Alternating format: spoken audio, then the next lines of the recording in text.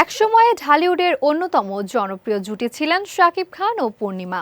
তাদের অভিনীত অসংখ্য সিনেমা দর্শকদের হৃদয়ে জায়গা করে নিয়েছে। দীর্ঘদিন একসঙ্গে পর্দায় দেখা না গেলেও ভক্তদের কাছে এই জুটির আবেদন এখনও অটুট। সম্প্রতি একটি সাক্ষাৎকার ভিত্তিক অনুষ্ঠানে দীর্ঘ বিরতির পর মুখোমুখি হন শাকিব খান ও পূর্ণিমা। অনুষ্ঠানে দেখা হতেই উষ্ণ অভ্যর্থনায় একে অপরকে স্বাগত জানান তারা। তাদের প্রাণবন্ত কথোপকথনে দেখে অনেকেই পুরনো দিনের স্মৃতিতে ফিরে যান। আলাপচারিতার এক পর্যায়ে শাকিব খানকে দেখে মজার মন্তব্য করেন পূর্ণিমা। হাসি মুখে তিনি বলেন, তাকে আমি যা দেখেছি তার থেকে তো ও এখন অনেক ছোট হয়ে গেছে, আরো বেশি ছোট। তার যতগুলো ছবি আছে আমি কিন্তু দেখি, তুফান পুরোটা দেখেছি, অন্য ছবিগুলোও দেখেছি।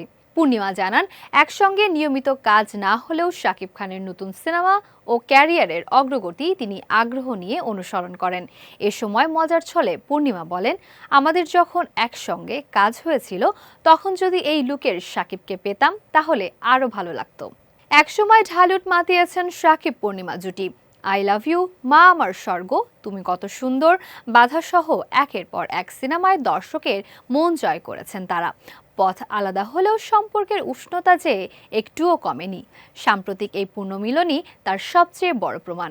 দুই তারকার এই পুনর্মিলনের ছবি ও ভিডিও সামাজিক যোগাযোগ মাধ্যমে ছড়িয়ে পড়ার পর ভক্তদের মধ্যে নতুন করে আলোচনা শুরু হয়েছে। অনেকেই আবারও তাদের একসঙ্গে বড় পর্দায় দেখতে চাওয়ার ইচ্ছা প্রকাশ করেছেন।